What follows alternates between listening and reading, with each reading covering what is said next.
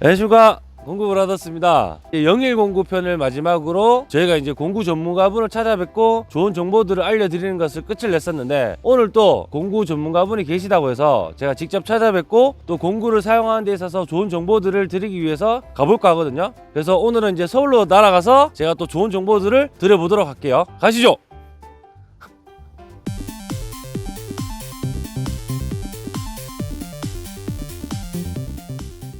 자, 이제 제가 4시간가량 움직여서 여기 지금 도착한 곳은 서울 구로 공구상가에 도착했고요. 지금 가보시면 오늘 여기에 또 이제 수리의 전문가가 계셔서 직접 찾아뵙고 좋은 정보를 받기 위해서 왔는데, 명성 공구백화점입니다. 여기에 지금 이제 또 전문가분이 계시다고 하니까 빨리 들어가서 좋은 정보를 같이 한번 받아볼 수 있도록 해볼게요. 자, 가시죠. 끝이 으깨지지 않게. 안녕하십니까. 안녕하십니까. 예, 반갑습니다. 고생하셨습니다. 또 바쁘시네요. 괜찮으십니까? 그럼요. 자, 이제 제가 오늘 이렇게 드디어 구로동에 있는 명성공구 대표님을 만나게 되었는데요. 좋은 정보들을 한번 드려보도록 할게요. 자, 이제 이렇게 오늘 이제 사장님을 뵙게 됐는데요. 간단하게 이제 자기소개 한 번만 또 부탁드려도 될까요? 그럼요. 자, 저는 구로 기계공구상가에서 명성공구라는 공구상을 운영하고 있는 대표 김명서라고 합니다. 반갑습니다. 예. 안 그래도 제가 이제 공구에 관심이 많아서 검색을 해보다 보니까 구로 김 사장님이라고 유튜브를 운영하고 계시던데, 유튜브에 하고 있는 이 취지라든가 이런 부분에 대해서도 이야기해 주실 게 있을까요? 제가 이제 공구를 팔다 보니까 공구를 전문적으로 사용하시는 분들은 기계 사용법을 다 알아요. 근데 일반 소비자분들이 와서 공구를 살 때 이거 작동법을 몰라서 계속 물어보시더라고요. 그렇죠. 예. 일반 분들은 아무래도 그런 그렇죠. 것들이 많으니까요. 예. 그래서 제가 생각을 하다가 네. 유튜브를 하게 된 이유가 사용 설명을 제가 말로 해서 좀 일반 분들이 알아듣기 쉽게, 그런 취지하에 시작을 하게 됐습니다. 구로 김 사장님이라고 유튜브도 운영하고 계시니까 거기에도 또 공구에 관한 좋은 정보들이 많습니다. 이 부분들도 참고해 주시면 좋을 것 같고, 자, 그러면 이제 오늘 제 영상을 봐주시는 분들을 위해서 좋은 정보를 주기 위해서 바로 한번 시작을 해볼까요? 그럼요. 네. 좋습니다. 바로 시작해보도록 할게요. 제가 공구에 대해서는 뭐 전부 다 알지는 못하지만 이런 것들만은 알았으면 정말 좋은 정보다, 이런 것들을 이 영상을 통해서 알려드릴 테니까 꼭 끝까지 지켜봐 주십시오. 자, 그럼 이제 바로 시작해 볼 텐데요. 첫 번째로 이제 또 말씀드릴 부분은 타카입니다. 에어타카. 수요가 많은 제품 중에 하나인데, 공구들 중에서도요. 이 타카에 대해서도 이제 그러면 한번 설명을 드릴 게 있을까요, 사장님? 그럼요. 네. 이제 타카 보통 뭐 종류가 가장 많은데, 거기서 제일 많이 쓰는 게 콘크리트 타카라고 하죠. 그리고 CT64 이런 거, 일자 타카 F30, 이제 몰딩 작업을 하는 630 실타카라는 거, 그리고 사줄들, 이게 디귿자 타카. 타카를 썼을 때 고장이 났다, 자가 수리를 할 수 있는 간단한 방법들, 저만의 노하우를 여기서 공개해 드리겠습니다. 와, 굉장히 지금 기대가 됐는데요. 네. 지금 막 설레입니다. 예. 첫 번째로 뭐 어떤 부분을 이야기 한번 해봐 주시겠어요? 가장 첫 번째, 제일 많이 물어보시는 거나 고장나서 오시는 거, 에어를 꼽았을 때, 꼽고 방아쇠를 당겼을 때 앞으로 바람이 샌다. 거기에 대해서 제가 기계를 뜯으면서 보여드리겠습니다. 타카의 원리는 다 똑같아요. 종류는 다양하지만 안에 내부적인 부속이라든지 위치는 다 똑같기 때문에 제가 일단 사둘둘 한 가지로 이제 설명을 해 드리겠습니다. 자, 이제 앞으로 방아쇠를 당겼을 때 바람이 샌다는 거는 이제 앞쪽에 반바가 망가졌을 때 그런 현상이 일어나는 건데요. 제가 이걸 뜯어서 한번 보여드리겠습니다.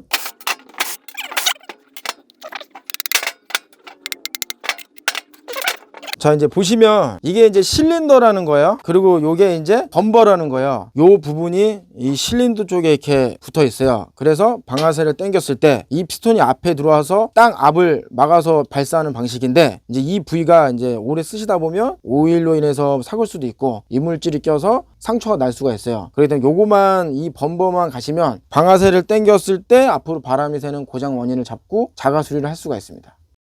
이번에 두 번째는 내가 방아쇠를 당기지도 않았는데 바람이 계속 새고 있는 이런 현상이 있을 때도 있거든요. 그럼 그 부분에 대해서 또 한번 말씀 이어가 주시겠어요? 이제 뜯으시면 이 실린더가 나와요. 실린더가 나오고 헤드밸브라는 게 있어요. 근데 이제 에어를 꼽으면 요 뒤에 스프링이 커버에서 밀어서 이 밀착이 있게 된단 말이에요. 근데 밀착이 되는데 이 오링 부위가 상처가 있으면 또 바람이 새겠죠? 그럴 때는 이 오링만 교체를 해주시면 돼요. 현장에서 쓰다 보면 이 오링을 교체할 수가 없잖아요. 그럴 때 잠깐 바로 쓸 수 있는 팁을 알려드릴게요. 헤드밸브 쪽을 보시면 이 노란 오링 보이시죠? 요게 이제 상처가 났기 때문에 밀착했을 때 바람이 새는 거예요. 그럴 때 현장에 바로 쓸 수 있는 방법, 이 오링이 빠져요. 안 찢어지게 이렇게 까시면 이 앞쪽은 상처가 났을 거 아닙니까? 그러면 반대 부위는 어떨까요? 상처가 없겠죠? 그럼 임시방편으로 거꾸로 뒤집어서 헤드밸브에 장착을 해서 조립해서 쓰시면 바람이 안 새고 나머지 작업을 하실 수가 있습니다. 또 여기서 또 한 가지 방법을 또 알려드릴게요. 이게 갈았는데도 분명 이런 분들이 있을 거예요. 갈았는데 왜 바람이 새? 그런 경우는 이 실린더 이쪽에 상처가 난 거예요. 이 부분도 봐야 돼요. 근데 이 부분이 왜 상처가 나냐? 우리가 피스톤을 교체를 하거나 실린더를 결합을 할 때 이걸 집어넣고 손으로 꽉 누르면 되는데 이런 망치나 물체로 쳐서 집어넣다 보면 아무래도 이게 손상이 가겠죠? 네, 바로 이해가 되네요. 그럼 이걸 어떻게 넣어주는 게 좋아요? 혹시나 이제 이 실린더를 교체한다고 가정했을 때. 자, 이제 실린더를 집어 넣으실 때 이렇게 집어 넣으신 다음에 대부분 이렇게 망치로 치는데 치지 마시고 엄지손가락으로 한쪽은 1시 방향, 한쪽은 7시 방향으로 해서 이렇게 움직이시면서 넣으면 톡 하고 들어가요. 이렇게 집어넣으면 안 들어가요. 왔다 갔다 왔다 갔다 그렇게 해서 집어넣으시면 완벽하게 들어가니까 이렇게 누르신다든지 같은 방향 누르면 아무래도 균형이 안 맞아서 안 들어가니까 그렇게 대각선으로 잡고 움직여서 집어넣으시면 충분히 들어갑니다.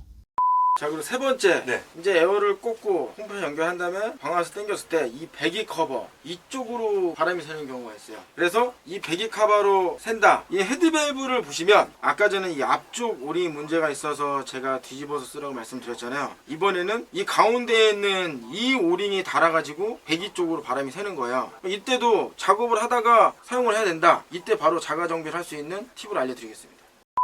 근데 잠시만요, 사장님. 이번에 제가 느낌이 오는 게요.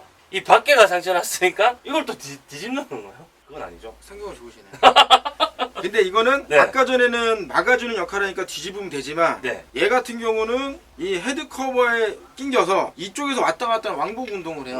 그러면 뒤집어도 벌써 닳았기 때문에 의미가 없죠. 자, 이것도 마찬가지로 뭐 송곳이나 뾰족한 걸로 이 오링을 상처 안 나게 살살 걷어내요. 걷어내서 이제 이 오링이 닳았으니까 새 거로 교체를 해야 되는데 이제 일하다 말고는 교체를 할 수가 없잖아요. 현장에 보면 대부분 이런 테프론 테이프 이런 것들이 있을 거예요. 그럼 이 테프론 테이프를 여기다가 감아서 한 2바퀴에서 5바퀴 정도 감고 오링을 끼면 끝이에요. 근데 중요한 거 그냥 막 이거를 뜯어서 막 감으시면 안 돼요. 이 오링의 사이즈에 맞게 테프론 테이프도 이렇게 갈라가지고 이렇게 요 정도 크기 이 사이즈에 맞게 상처에 따라서 2바퀴에서 5바퀴 정도를 돌려서 이걸 끼시면 끝. 와, 진짜 대박이네요.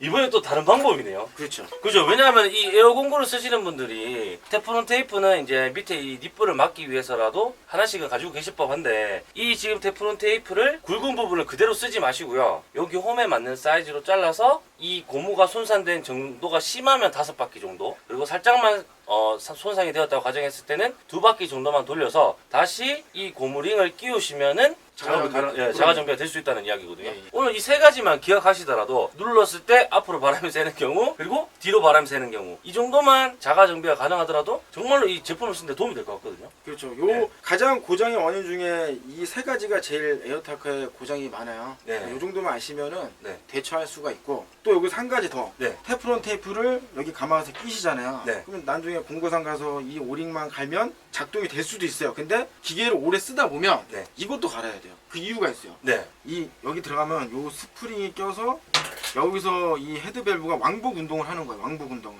그러면 이제 오링만 다는 게 아니라 이 안쪽 부분 이 알루미늄도 이게 달아요. 그러면 어떻게 됐어요? 처음에 오링을 새거 끼면 겉에서는 처음에는 빡빡하게 들어있지만 안에서 놀겠죠? 그래서 원래는 오래 쓰면 이것도 같이 갈아줘야 되는데 웬만하면 갈지 마시고 그냥 제가 알려드리는 이 테프론으로 감아서 쓰시는 게 돈 안 들이고 오래 쓸 수 있는 방법입니다.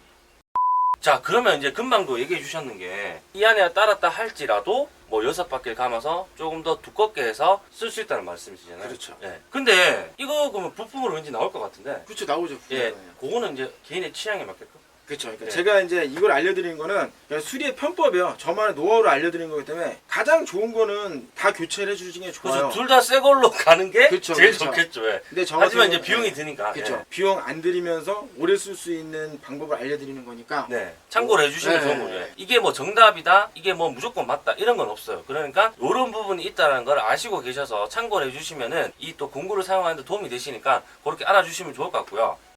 자, 이제 다 세 가지 방법을 다 통해서 갈았어요. 근데 바람이 뭐 또 앞에서 새거나 뒤에 새거나 새는 원인이 있어요. 그때는 이 보시면 당기는 안쪽에 이 방아쇠 뭉치가 있어요. 여기 안에도 이제 오링이 들어가 있는데 이쪽이 닳아서 바람이 다 새는 거예요. 그럼 최종적으로 이 방아쇠 뭉치만 갈아주시면 타카에서 바람 쐴 곳은 전혀 없습니다. 자, 그러면 아까 전에 앞에 세 가지 부분에 대해서 말씀을 드렸는데 그 세 가지 부분을 다 정비를 했는데도 바람이 샌다면 그때는 어쩔 수 없이 방아쇠 뭉치를 교체를 해야 된다. 그건 이제 돈이 드는 거잖아요. 그렇죠. 이것도 물론 오링이 네. 있으니까 오링은 갈 수는 있지만 네. 그래도 뭉치 같은 거는 아세이로 갈아주는 게 좋다고 봅니다. 자, 이제 제가 이제 수리에 대해서 노하우를 다 알려드렸는데 가장 중요한 건 이렇게까지 오지 않게끔 관리만 잘해주시면 고장이 없어요. 그러니까요. 이게 이제 이런 상황이 닥쳤을 때는 이 영상이 또 도움이 되고 이런 방법들을 아시게 되면 좋겠지만 이런 상황을 최대한 늦추고 아니면 안 오는 게 제일 좋은 거잖아요. 그렇죠. 네. 그래서 항상 이 관리가 제일 중요한 건데요. 이제 타카를 사시면 안에 오일이 들어있을 거예요. 항상 작업을 끝나고 나서 제일 좋은 거는 이제 먼지가 있으니까 에어건 이런 걸로 털고 작업 마무리하고 나서 이 구멍에다가 오일을 한 방울이요. 마무리할 때 한 방울 넣고 이렇게 세워놓고 한 3분? 2분? 요 정도 있으면 이 실린더 안쪽으로 해서 오일이 다 스며들거든요. 근데 대부분 다 알아요. 오일 넣고 써야지. 근데 오일을 넣고 바로 꼽아갖고 쓰시는 분이 있어요. 그러면 이게 바람이 불어서 올라간다는데 전혀 아니에요. 올라가 다시 내려가요. 자, 이제 두 번째로 전동 공구에 대해서 또 설명을 제가 듣고 싶은데 파괴한마 같은 경우는 수리비도 많이 나오고 그리고 수리비가 많이 나온다고 제가 말씀을 드리면 뭐 딴 데는 반값이 되던데 그런 경우는 또 제가 B품을 써서 그렇다고 말씀을 드려도 그럼 뭐 B품으로 바꿔줘, B품과 A품의 차이가 어떻게 나느냐 이런 질문들이 많으시거든요. 이제 보통은 이제 전동 공구가 고장 나면 이 모터가 이 아마추어하고 스테타 이 두 분류로 나눠져 있는데 이제 가장 유선 공구의 핵심이 이 두 가지 모터예요. 근데 이게 나갔을 경우 비용이 제일 많이 나오겠죠? 그렇죠. 예. 그래서 이제 비용 부담이 되시는 분들은 비품을 쓰는데 정품보다 효율이 많이 떨어진다는 거 그런 이유에 대해서 저희가 정확하게 한번 알려드리겠습니다. 그러면 지금 여기 두 가지를 준비해 주셨고 그러면 A품과 B품의 차이를 한번 말씀해 주시겠습니까? 네. 네. 자, 이제 아마추어하고 스테이터 두 분류로 나눠지는데 이제 이 스테이터 같은 게 이 아마추어 회전을 시켜주는 역할을 하거든요. 그렇죠. 근데 이제 기계마다 전격 전압이라는 게 있는데 그 전압이 높으면 아마추어 회전도 빨라지겠죠. 네. 그래서 정품하고 비품하고 왜 쓰면 안 되는지를 제가 설명을 해드릴게요. 네. 자, 이제 보시면 요거 같은 게 지금 정품 스테이터고 요게 이제 비품 스테이터예요. 자세히 보시면 이 코일이 정품이 좀 얇아요. 얇고 사람들이 보통 아는 게 전압이 높으면 더 세고 좋은 거 아니냐. 그렇죠. 예. 근데 그렇게 생각할 수도 있는데 그만큼 아마추어 쪽에서 예. 부하를 많이 걸려서 회전은 빨라져서 힘은 좋아질지 모르겠지만 수명이 단축이 되는 거죠. 그래서 이제 보시면 네. 스테이터나 이런 것들이 싼 이유가 코일이 덜 감겨 있는 거예요. 쉽게 생각해서 많이 감겨 있으면 네. 전류가 흐를 때 좀 느리게 흘릴 거 아니에요, 그렇죠? 돌아가야 되는 게 많으니까. 그렇죠. 예. 그러면 전압이 낮을 거고 네. 적게 감겨져 감겨져 있으면 있는, 전압이 도는 속도가 빠르기 때문에 이게 높은 거고 전압이. 네. 그래서 구리 같은 게 많이 들어가기 때문에 정품 비쌀 수밖에 없는 거예요. 그렇죠. 쉽게 설명을 하면. 얘는 덜 들어가 있으니까 그렇죠. 아무래도 비용적인 게 싼 거고. 네. 그래서 무조건 기계에 맞는 정품을 쓰셔야 좋다고 제가 설명을 해드리는 건데 네. 여기서 제가 이제 간단하게 진짜 암페어가 높은지 낮은지를 제가 이 배터리 테스트하기가 있어요. 요걸로 재서 눈으로 확인을 시켜드릴게요. 알겠습니다. 자, 이제 보시면 이 배터리 테스트하기로 제가 이 암페어를 잴 건데요. 그 전압을 어떻게 아냐 그러는데 그 값은 없어요. 근데 이 정품의 부품을 재보면 그게 정확한 암페어거든요. 자, 보세요. 제가 한번 재볼게요. 이게 지금 정품이죠? 네, 정품이요. 숫자 4에서 하나, 둘, 셋, 4칸 올라가 있어요. 암페어가요. 이게 지금 정품이고요. 네. 자, 이제 비품. 자, 보이시죠? 아까는 4에서 4칸이 올라갔지만 지금 4에서 7칸 정도가 올라가 있어요. 와. 근데 여기서 볼 때는 이게 2칸, 3칸 얼마 차이 안 나냐고 생각하지만 이 상태, 요 크기에서는 엄청난 차이가 나는 거예요. 그렇기 때문에 아마추어 회전을 빠르게 해주기 때문에 과부하 걸려서 터질 확률이 높다는 거죠. 야, 그러면 이게 지금 와 진짜 제가 잘 모르지만 육안으로 봤을 때는 거의 똑같이 생겼는데 이 두 가지의 차이가 이만큼 난다고 하거든요. 물론 수리비를 아끼기 위해서 비품을 쓰는 것도 좋지만 장기적으로 봤을 때, 그리고 사용량이 많으신 분들 같은 경우는 아마추어에 손상을 주는 원인이 비품을 썼을 때 그런 확률이 높다고 하시니까 또 알아주시면 좋을 것 같고. 그리고 이제 보시면 네. 지금 한마디를 특정 모델로 해서 제가 지금 암페어를 재드렸는데, 모든 유선 전동 공구는 비품이 암페어가 높다는 건 꼭 아셔야 돼요. 야, 그러면 지금 여기 앞에 놓여진 A품 혹은 정품이 정말로 순정 구매했을 때 들어있는 제품이고, B품이라는 거는 가격을 조금 낮게 측정을 하고 성능이 조금 떨어지게 만들었는 그런 제품을 말씀하는 건데, 그런 제품의 암페어가 대부분 다 높다. 그래서 아마추어 회전을 빠르게 해준다. 예, 자기가 가진 능력치보다 더 빠르게 해서 고장나게 될 원인이 높다고 하시니까 이 부분을 꼭 기억해 주셔도 진짜 좋을 것 같아요. 이 부분도. 예. 그럼요. 예. 그래서 비용이 좀 더 들어가더라도 네. 정품을 사용해 주시는 게 가장 그 기계를 오래 쓰고 잘 사용할 수 있는 팁 중에 하나입니다. 좋습니다. 좋습니다. 예. 이제 우리가 이 한마디를 이 뿔에 까르는 거예요. 현장에 쓰다가 타격이 안 된다고 오시는 분들도 꽤 많이 되고, 네. 일하다 말고 오시니까 짜증들도 많이 내세요. 그렇죠. 예. 근데 대부분 이게 원인이 뭐냐, 피스토닝이 닳아서 오래 써서 타격이 안 되는 경우도 있지만, 대부분 이 앞쪽에서 이물질들이 많이 들어가가지고 그 임팩트 볼트라는 게 있는데, 네. 이게 껴서 망치가 쳐주질 못하니까 노미가 때려주질 못하는 거예요. 자, 이제 이게 앞에 보시면 이게 원터치 척이라는 거야. 원래 이 파이프 렌치 이런 걸 풀러야 되는데 제가 미리 좀 풀러놨어요. 이렇게 돌리시면, 이렇게 여시면 이 척 안에 여기 보시면 요 링, 임팩트 볼트를 잡아준 요 링이 하나 들어있고요. 그리고 요게 임팩트 볼트라는 거예요. 보시면 이게 홈이 이렇게 들어가 있죠. 요게 노미가 이렇게 들어가서 뒤에서 망치가 치면 얘가 올라와서 이걸 치면서 타격을 해주는 역할을 하는 거예요.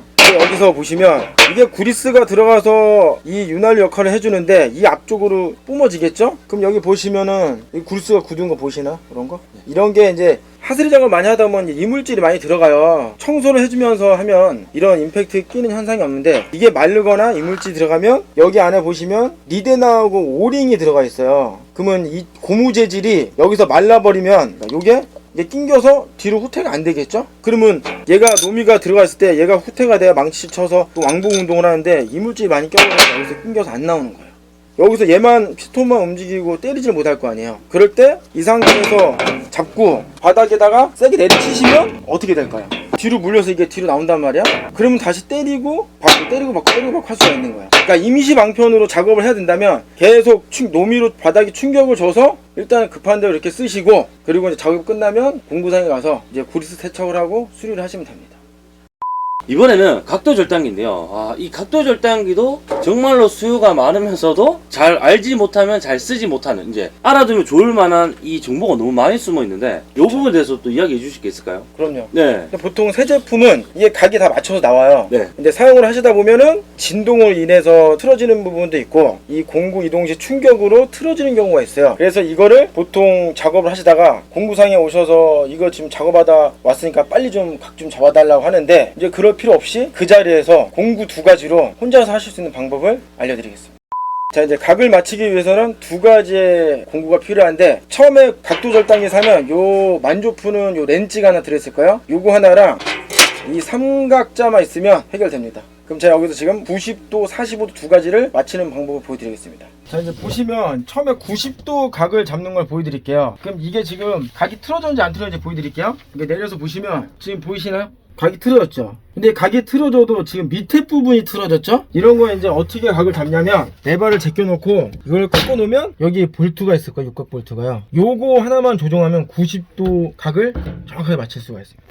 이게 이 암플레이트 이 밑부분을 받쳐주거든요. 밑에 부분이 각이 안 맞는 거는 올라와 있는 거예요. 그러면 이거를 내리면 되거든요. 그럼 아까 우리 처음 했을 때 이 육각 렌치로 요거를 풀어드려요. 풀어서 요거를 오른쪽으로 내려주시면 돼요. 근데 이거는 정확하게 몇 바퀴라는 거 없어요. 이제 감으로 여러 번 해서 이제 각을 맞춰야 돼요. 그럼 제가 지금 두 바퀴 정도 내렸거든요. 내려서 집어넣어서 딱 조였어요. 이거 한번 다시 한번 맞춰볼게요. 자, 보시면 안 맞죠, 또 각이. 그럼 좀 덜 된 거예요. 그럼 다시 한번 제가 돌려볼게요. 아까 안 맞은 거 다시 한번 더 돌려볼게요. 이번에 한 3바퀴 정도 한번 돌려볼게요. 밑에 거랑 맞추는 게 좋아요. 이렇게 그래야지 조일 때 한 번에 조일 수가 있어요.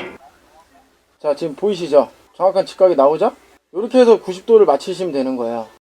야, 이게 그러니까 각 맞추는 게 저는 굉장히 이게 고난이도 기술인 줄 알았는데, 물론 이 볼트의 높낮이를 조절로 인해서 이 각을 잡아주는 게 많이 해보시면 많이 해보실수록 더 잘할 수 있을 것 같은 생각이 드는데, 그래도 말씀을 들어보니까 대충 이해가 되거든요. 그러니까 이게 지금 여기 보시면 볼트에 걸려 있는데, 만약 이 볼트 높이가 낮아져 있다면 이쪽으로 더 제껴져 있을 거란 말이죠. 그렇죠. 예. 왼쪽. 그래서 만약에 오른쪽. 삼각자를 대면 위쪽이 지금 공간이 많이 보이는 거죠. 그렇죠, 그렇죠. 이렇게 대각선으로 가 있을 그렇죠. 테니까. 오른쪽에 예. 기울어지니까. 그래서 이 만약에 이렇게 또 각도 절단기를 댔는데, 이번엔 이렇게 반대로 밑에가 떠 있다는 거는 이 오른쪽에 볼트의 높이를 낮춰줘야 된다. 그렇죠. 와, 굉장히 진짜 이것도 알아두시면 자가로 시간은 좀 걸릴 수 있겠죠. 왜냐면 우리가 많이 해보질 않았으니까. 근데 요걸 알고 직접 해봄으로 인해서 자기가 90도를 잡을 수 있을 수도 있다라는 이 부분이 굉장히 중요한 것 같거든요. 근데 이제 이 90도를 잡는데 좀 오래되거나 이런 암플레이트, 이런 알루미늄 재질 이런 게 좀 손상이 많이 됐으면 이 90도 각을 맞출 때 힘들 수가 있어요. 네. 그럴 때는 암플레이트 이런 걸 교체를 하시면 되는데, 그게 아니면서는 이 각을 맞추는 데는 요 볼트 하나로 높낮이 조절이 무조건 됩니다. 와, 진짜 이것도 좋은 정보 같고요. 이게 90도가 되면 45도는 또 방법이 있나요? 45도 마찬가지입니다. 기울어서 반대쪽 볼트로 높낮이를 조정하면 이쪽 볼트요? 그렇죠. 그것도 한번 보여주실 수 있나요? 네, 그것도 네. 제가 보여드리면서 설명해 드릴게요. 네. 이제 90도 아까 맞췄을 때는 이 직각 세우는 상태에서 오른쪽에 있는 볼트를 풀어주고 조여주고 해서 맞췄죠? 그러면 45도는 왼쪽에 있는 볼트를 높낮이로 조정을 하는 거예요. 그래서 일단 45도를 눕혀볼게요. 눕혀서 재시면 각이 안 맞죠? 위가 뜨네요 지금. 그렇죠. 네. 그러면 지금 이게 위에가 뜨면 볼트를 올려줘야 될까요? 내려줘야 될까요? 위가 떴다. 내려줘야겠죠? 네, 내려줘야 돼. 내려줘야겠죠? 예. 이게 헷갈려요. 네. 저도 지금 계속 각은 맞히지만 할 때마다 헷갈리거든요. 그러면 한번 내려볼게요. 네. 이번에 이제 45도 맞출 때는 정면으로 봤을 때 왼쪽에 있는 볼트를 그렇죠. 움직여야 된다. 네. 네. 그럼 일단 이거 풀러서 볼트를 제가 낮춰볼게요. 이것도 이제 감이니까 한 2바퀴, 3바퀴 정도 돌려볼게요. 한번 쪼여보겠습니다. 와, 아까보다 공간이 없어졌습니다. 그렇죠. 네. 없어졌는데 또 밑에가 약간 뜨죠. 네. 그러면은 올려줘야죠. 살짝 올려줘야겠죠. 네. 이게 쉬운 원리인데 또 생각을 하면 이게 어려울 수도 있거든요. 너무 단순해서. 네. 한번 올려볼게요. 자, 이제 다시 한번 재보겠습니다. 네. 그렇죠. 예. 맞죠? 예. 오. 이렇게 해서 45도를 맞추면 네. 이제 우리가 뭐 몰딩 치고 할 때 틈 없이 깔끔하게 작업을 할 수 있는 거죠. 와. 야, 이제 그러면 이 각도기를 내린다고 가정했을 때 왼쪽에 있는 게 45도를 조절해주는 볼트고, 그렇죠.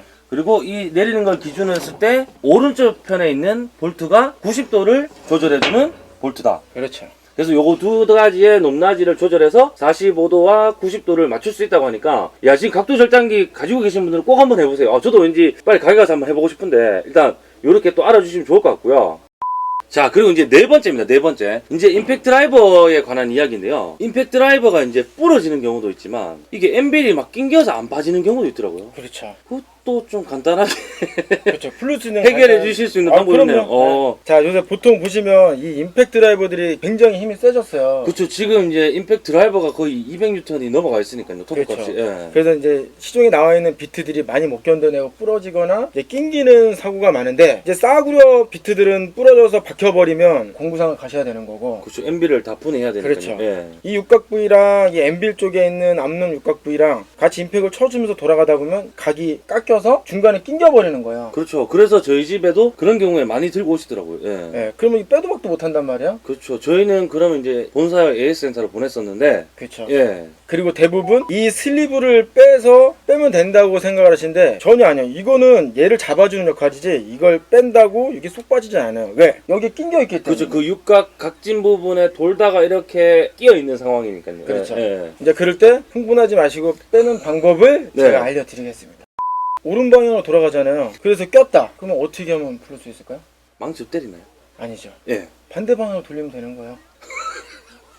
쉽죠? 예. 아니 근데 말로 들었을 땐 쉬운데 어떤 의미인지 잘 이해가 안 되는데. 예. 이제 거기서 반대로만 돌린다고 풀리는 게 아니라 당겨주면서 네. 역방향으로 돌려야 돼요. 보통 이제 푸는 방법을 제가 보여드릴게요. 이제 이런 바이스가 있으면 제일 좋아요. 일단 이 바이스 제가 푸는 방법을 보여드리고 현장에서도 풀릴 수 있는 간단한 팁을 알려드릴게요. 네, 알겠습니다.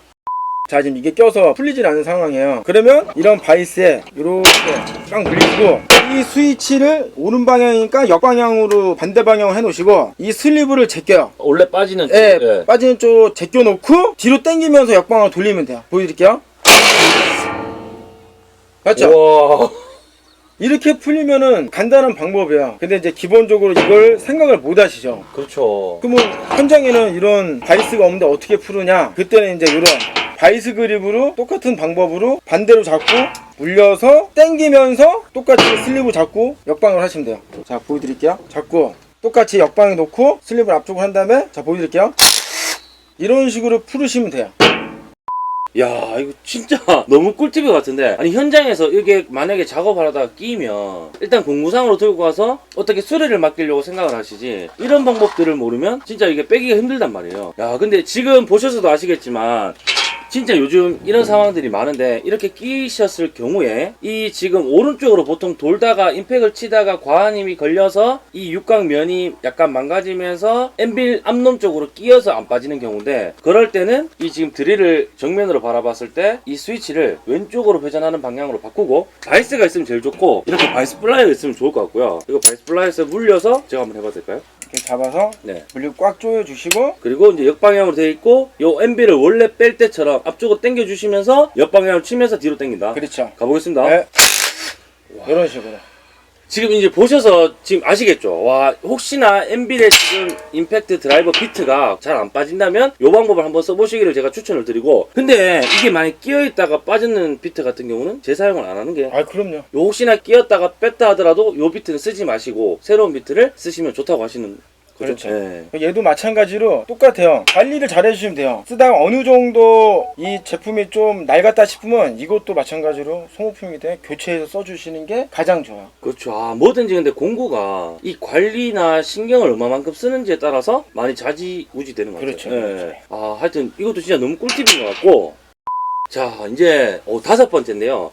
이제 엔진톱 같은 경우가 예전 같은 경우에는 이제 수요가 겨울에 갑자기 많아졌다가 봄, 여름에 좀 안 쓰시고 이런 추세였는데, 요즘 이제 전원 생활을 많이 하시다 보니까 봄, 여름, 가을, 겨울 할 것 없이 4개월 동안 대부분 또 자주 쓰시더라고요, 엔진톱을. 그렇죠. 근데 이거의 가장 큰 문제점은 아무리 제가 설명을 잘 해드려도 갖고 가셔서 한두 달만 있다가 시동이 너무 안 걸린다, 이 이야기가 가장 많거든요. 제일 많이 물어보시는 질문 중에 하나죠. 예, 이거를 또 좀 쉽게 해결해 주실 수 있는 방법이 있나요? 또 쉽게 해결할 수 있는 방법 두 가지를 잘 알려드리겠습니다. 2가지겠습니까? 그렇죠. 예, 말씀해 주시겠어요? 자, 이제 보통 엔진톱을 사가시면 전화 가장 많이 오는 게 뭐예요? 왜 시동이 안 걸리냐? 시동이 안 걸리는 이유는 혼합을 잘못해서 실린더가 망가져서 그런 경우도 있겠지만, 대부분 노크 현상이라고 그러죠. 기름이 너무 많이 올라가서 점화 플러그가 적거나 이제 실린더에 기름이 차 있기 때문에 시동이 안 걸리는 거예요. 젖어 있으니까. 그렇죠. 이게 안 걸린다고 계속 당겨 버리시니까, 맞죠? 그렇죠. 시동을 거는 방법을 정확하게 배우시고, 내가 실수를 했을 때 다시 시동을 걸 수 있는 방법도 보여주면서 설명을 해드리겠습니다. 네.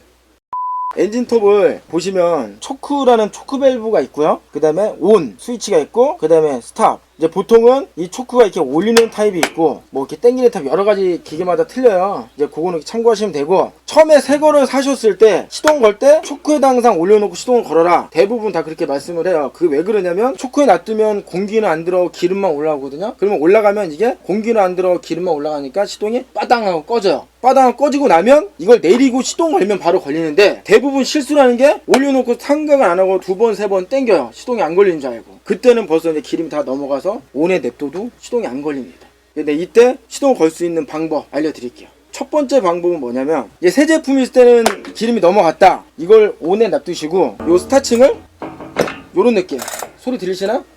요런 느낌으로 한 10번 정도 당겨주시면, 당기면서 기름이 올라오지 않고 배기가 되기 때문에 공기로 이걸 말려줘요. 가장 기본적으로 기름이 노크 현상이 좀 들렸을 때, 그때는 요 방법으로 요런 식으로 해서 노크를 빼주시면 돼요.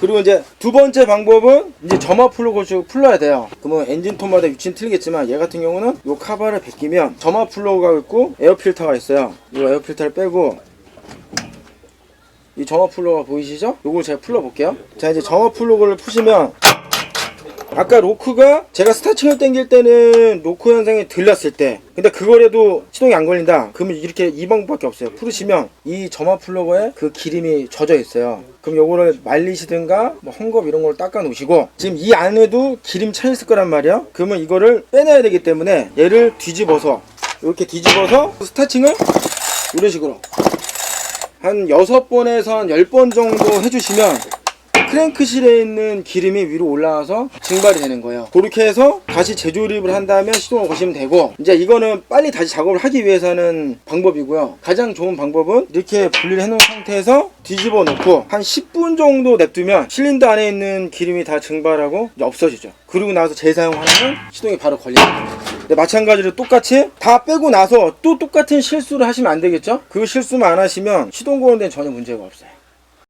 자, 이제 금방 설명을 드렸다시피 제일 중요한 거는 이런 경우에는 계속 당기시면 안 되시고요. 이 아까 전에 보여드렸던 점화 플러그를 빼서 빨리 쓰셔야 되는 분들은 뒤로 지금 돌려서 악셀레러를 한 6번 정도? 그렇죠. 6번에서 뭐 최대한 10번. 10번 정도 당겨서 빨리 지금 안에 젖어있는 그쵸. 기름을 증발시켜서 다시 원상태로 만들어서 사용하시고, 제일 좋은 거는 뒤로 뒤집은 상태에서 한 한 10분에서 20분 정도 그렇죠. 이렇게 놔뒀다가 다시 조립을 하라는 말씀이시잖아요. 네, 그렇죠. 혹시나 노크 현상이 생겼다면 이런 방법을 한번 해보시고 한번 시동을 걸면서 또 한번 진짜 한번 걸어볼까요, 시동? 네, 하면서 한번 다시 한번 설명해 드리겠습니다. 예. 그럼 일단 제가 여기 실내 가서 나가서 시동을 걸면서 또 한번 말씀을 드려볼게요.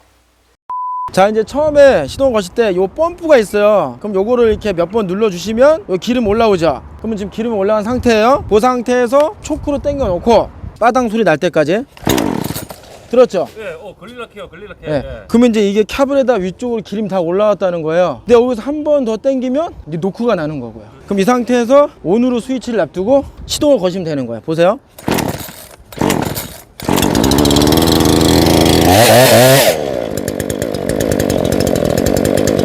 이렇게 거시면 되는데, 이제 로크 나는 현상도 한번 보여드릴게요.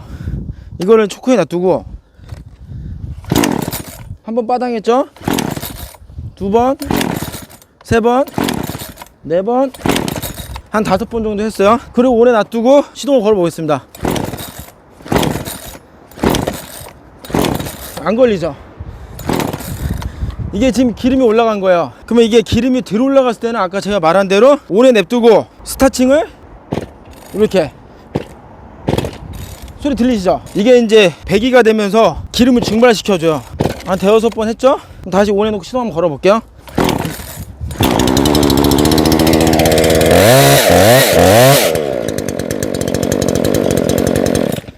그러니까 가장 중요한 거는 로크 현상이 들렸을 때는 지금 제가 한 방식이 맞는 거고요. 이거를 한 10번 정도 했을 때 시동이 안 걸리면 아까 제가 말씀드렸듯이 점화 플러그를 닦아내고 뒤집어서 기름을 빼내시고 쓰시면 시동 거는 데 이제 아무 문제가 없습니다. 괜찮으신가요? 간만에 운동하니까 힘드네요. 아니 근데 제가 밖에서 이제 시동 거시는 모습을 보면서 이게 임의로 보여준다라는 거는 정말로 잘 알고 있어야지만 할 수 있는 모습인 것 같거든요. 진짜 이것도 진짜 너무 좋은 정보 같고, 이 정보로 인해서 시동 안 걸리는 고민을 좀 많이 해결해 드릴 수 있을 것 같다는 생각이 듭니다. 예. 그렇죠. 예. 많이 도움이 됐으면 좋겠습니다. 진짜 너무 수고해 주셨어 오늘. 진짜 감사합니다. 예. 그리고 이제 또 이 엔진톱도 마찬가지로 이 투사이클 엔진들은 예초기도 마찬가지로 우리가 보통 보시면 계절마다 쓰던 상품이었잖아요. 네. 보통 설명이 이래요. 보관할 때 장기간 안 쓸 때 기름 다 빼내고 시동 걸어서 시동이 꺼질 때까지 냅두고 그리고 보관을 하라고 그러는데, 물론 그것도 방법 중에 하나긴 하나인데 정상적으로 그 다음에 기계를 썼을 때 작동을 하진 않습니다. 왜냐면 이 투사이클이다 보니까 오일하고 기름을 같이 섞어서 작동을 하는 건데, 이 캐브레터 안에 있는 기름, 호수, 밸브, 구멍, 그 기름을 다 빼내야 되는데 아무리 이걸 잘 빼냈다고 해도 조그마한 1% 정도는 남아 있어요. 근데 그 1%가 공간이라든지 조그만 구멍을 꼈을 때는 기름이 증발하고 오일이 구멍을 막아서 작동을 못 시키게 해서 캐브레터를 수리를 하거나 세척을 하거나 교환을 해줘야 되는 상황이 오거든요. 제일 좋은 방법은 2달에 한 번 시동 걸어주시는 거예요. 그렇죠. 맞습니다 진짜. 매일 거는 게 어렵다면 최소한 2달에 한 번 정도는 시동을 걸어주는 게 가장 좋다는 말씀이시죠. 제가 이제 왜 또 이런 얘기를 하면 기름 다 빼고 다 보관을 하라고 그러는데 네, 맞습니다. 또 이런 방법을 쓰라고 하는지 분명히 얘기를 하실 거예요. 네. 그럼 제가 간단한 원리로 캐브레터를 보여드리면서 설명을 해드릴게요. 자, 이제 이 캡에다가 요거는 지금 제가 쓰던 거라 좀 이렇게 상태는 안 좋은데 다 똑같은 원리예요. 요 상태에서 다이아프램이라는 게 있어요. 고무. 이 고무 캡이 지금 안 씌워져 있지만 그게 여기 위에 있는 상태에서 스타칭을 당겼을 때 요 구멍 보이시죠? 요 하나, 둘, 세 개 요 구멍. 요 구멍이 스타팅을 당기면 공기를 당겨주기 때문에 이 떨림판이 요 부위를 쳐서 이 슬로우 핀, 요 핀 위로 기름이 올라와서 이 구멍으로 들어가서 시동을 걸고 엔진 투보 작동하는 방법이에요. 근데 이게 왜 기름을 다 비워도 남아있냐? 이게 보시면 구멍 다 보이시죠? 이 다이아프램이 있고 이쪽 이런 구멍에 기름이랑 오일이 한 방울에 남아있을 수가 있어요. 그러면 그게 이 구멍에서 기름이 증발하고 오일만 있으면 분명히 낑기겠죠? 막히고. 그러면은 캬브레더를 세척을 하거나 교체를 한다든가 해서 사용을 하셔야 돼요. 이런 방법도 있지만 제가 알려드리는 방법은 2달에 한 번 시동을 걸어서 시동만 걸리면 바로 끄셔도 돼요. 왜냐? 여기 있는 고여있는 기름이 나가서 터지고 다시 새로운 기름이 올라오기 때문에 이 중간에 막히는 현상이 없다라는 거죠. 오늘도 진짜 제가 길게 지금 시간을 찍고 있잖아요. 아침부터. 예. 그렇죠. 지금 좋은 정보들이 잘 전달이 돼서 공구를 사용하심에 있어서 조금이나마 좀 도움이 됐으면 좋겠다는 바람을 가져보고요. 오늘 너무 수고 많으셨고 소감 한 말씀 해주실 게 있을까요? 네. 제가 이제 이 유튜브를 시작하게 된 이유도 이제 공구 플러스 채널을 제가 처음에 구독을 하면서 이런 느낌을 받았어요. 왜 저런 정보를 이렇게 사람들한테 알려주나? 모든 게 자기만의 노하우를 안 알려주려고 하는 게 사람의 본능이잖아요. 근데 제가 이제 공구 플러스 채널을 보면서 제가 유튜브를 한 계기가 이 일반 공구 전문가분들은 지금 제가 설명한 거 다 알아요. 다 알지만 그 이외에 일반 소비자분들도 굉장히 많다는 거 제가 깨닫게 된 거죠. 그래서 제가 이제 이런 설명을 하게 된 게 단순한 걸 수도 있지만 가장 기본적인 거고 모르는 게 많은 게 기계 작동법이란 말이에요. 그래서 제가 이제 이런 거를 저도 공구 플러스처럼 알려드리고 싶어서 시작하게 됐던 거고요. 이렇게 뭐 공구 플러스님도 만나고 이런 정보도 나눌 수 있는 게 저는 정말 뜻깊고 감사하게 생각합니다. 저도 오늘 진짜 너무 감사해요. 왜냐면은 다른 영상들의 스케줄이 많았었는데 대구에 산다는 이유만으로 다 취소를 하시더라고요. 근데 이제 김 사장님 같은 경우는 제가 이제 미리 사전에 말씀을 드리고 찾아뵙고 이런 영상 한번 찍고 싶다라고 말씀을 드렸을 때 흔쾌히 수락도 해주셨지만 지금 이 코로나 사태가 있는데도 불구하고 조심히 오라고 이렇게 반겨주셨는 게 더 진짜 감사하더라고요. 같이 살아남아야죠. 그렇죠, 맞습니다. 예. 하여튼 오늘 이렇게 또 소중한 시간 내주셔서 너무 감사하고 마지막으로 구로 김 사장 화이팅 하면서 한번 마칠까요? 네, 알겠습니다. 네. 하나, 둘, 셋. 구로 김 사장 화이팅! 감사합니다. 감사합니다. 오늘 진짜 너무 감사합니다. 아닙니다. 여기까지 찾아줘서 감사하고요. 예, 다음에 또 뵙도록 한번 해보겠습니다. 네, 고맙습니다. 그리고 예, 제 작은 선물 중에 네. 있습니다. 좀 대구 코로나 때문에 고생이 많으신데 예. 그거나 돈 내시라고. 우와, 이거 지금 돈보다 더 귀한 건데 진짜 감사합니다. 예. 파이팅 하십시오. 예, 진짜 고맙습니다 오늘. 조심히 내려가시고요. 예, 다음에 또 뵙겠습니다. 고맙습니다. 네, 공부해서 화이팅. 예, 화이팅! 오늘 이렇게 또 새벽부터 와가지고 이렇게 또 좋은 영상들을 보여드리기 위해서 제가 영상을 촬영했는데요. 이게 진짜 사소하고 뭐 별거 아닐 수도 있겠지만 제가 생각했을 때는 분명히 이런 정보들이 계속해서 쌓이다 보면은 공구를 쓰시는 분들한테 분명히 도움이 될 것 같거든요. 그래서 제가 지금 또 대구까지 내려가려면 시간이 좀 걸리지만 빨리 내려가서 저희 영상을 봐주시는 분들께 좋은 정보를 빨리 보실 수 있도록 편집을 하러 빨리 대구로 내려가도록 하겠습니다. 오늘도 시청해 주셔서 너무 감사하고 다음 편에도 또 좋은 영상을 찾아뵙는 공구 브라더스가 되겠습니다. 감사합니다.